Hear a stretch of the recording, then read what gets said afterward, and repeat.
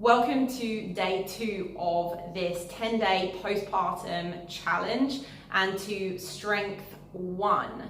In this workout, we are going to focus on the parts of the body that really need strengthening, like the bum and the back and the hips after having a baby and going through pregnancy.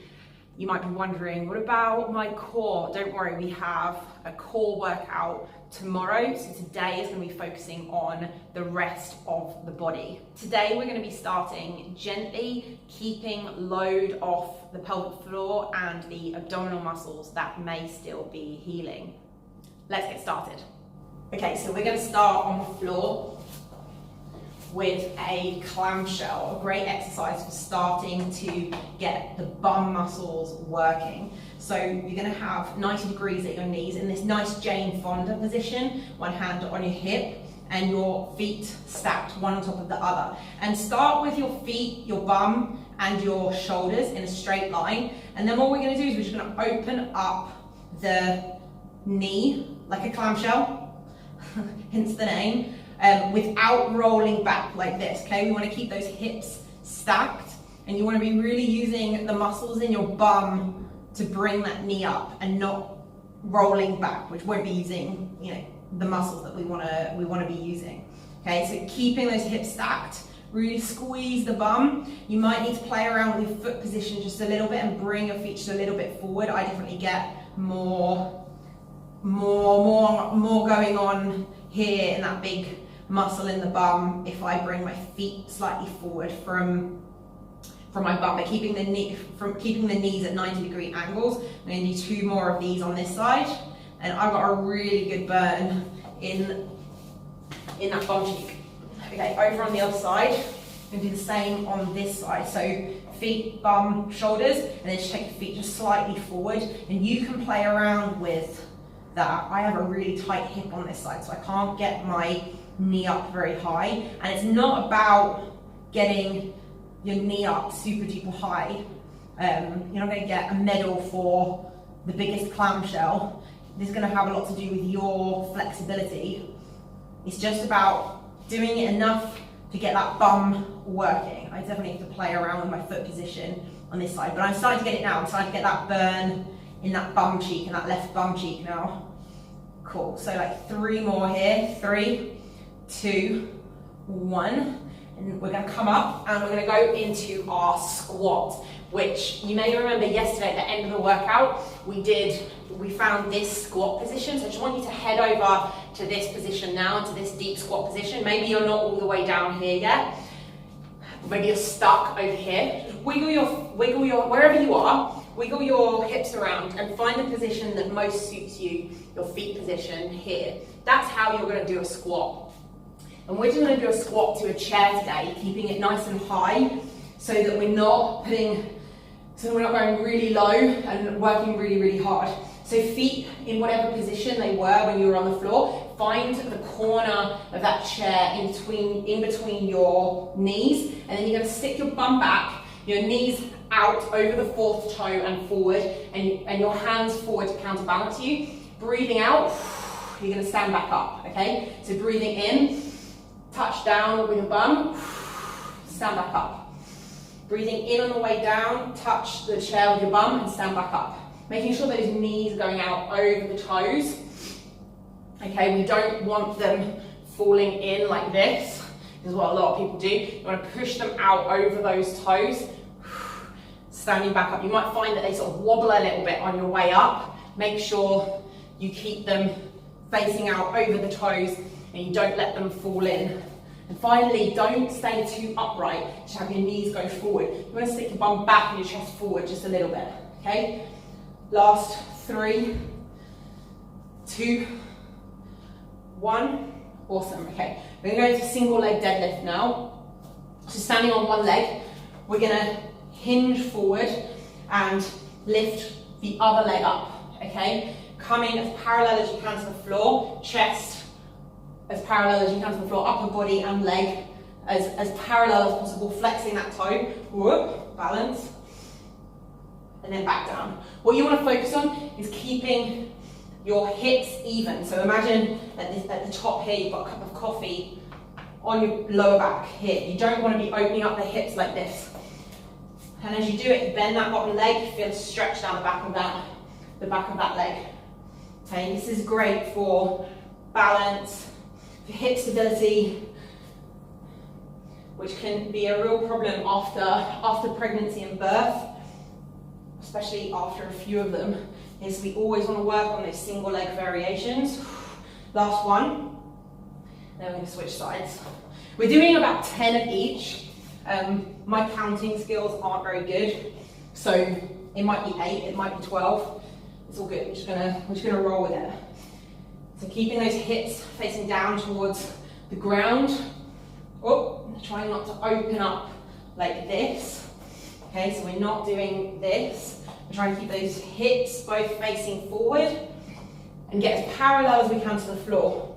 If you're not very flexible, you might find you get stuck here, or if your balance needs a bit of work, you might also find that you don't get as far as you'd like. Just working through the range that you can. Okay, that hot cup of coffee on your back.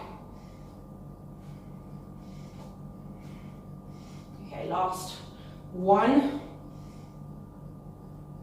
Okay, awesome. Coming down onto the floor, onto all fours. Little exercise for the upper back. You're also going to feel this through your tummy as well. So hands underneath your shoulders and knees underneath your hips. And what we're going to do, make sure you're in a nice box shape, okay? So that we're not over here or something like that. We're going to reach forward. I'm going to show you with this arm first. Lifting our hand as high as we can, turning the palm and facing inwards. Okay, so not like this. Okay, lifting, so switch hands, lift the other arm up. Lift your hand as high as you can and keep that elbow completely locked out, okay? Switching back, so we're not doing this, all right? And we're not doing this. We're really reaching forward, trying to touch that wall in front of us and getting a really nice straight line between our hand, our shoulder and our bum, bringing it back down. You also want to watch, imagine you've got that hot cup of coffee in between your shoulder blades and on your lower back, so you don't want to sort of wobble from side to side, okay? You really have to push the floor away, really active in the shoulders and in the chest, from one arm to the next. If you just kind of like, this is one of those ones that if you just phone it in, it's super easy, but if you really focus on what you're doing, it's really not that easy at all. Okay, ooh, sitting back and like shaking the arms out a little bit, because that's quite a tough one on the arms and the chest.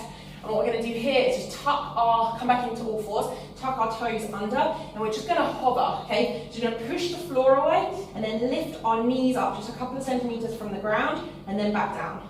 Okay, we're going to do that 4 more times. Just holding it for a few seconds, and back down. Again, you might feel this in your tummy, so breathing out, pressing the floor away. We're not going all the way up here, we're just lifting the knees a couple of centimeters off the floor.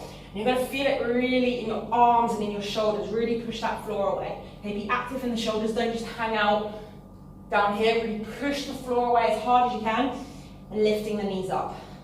Okay, last one, 3, 2, 1, and back down.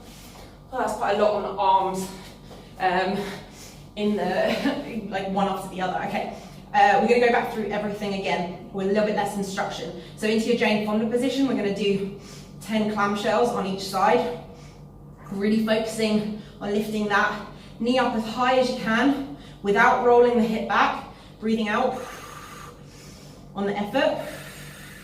It's just a good habit to get into. Nothing bad's going to happen if you don't do it. It's a good idea to just keep breathing rather than holding our breath. Okay, really focusing on trying to feel that bum burning. Okay, lifting that knee up and give it a really good squeeze at the top. Last 2, last 1, and then we're going to switch sides.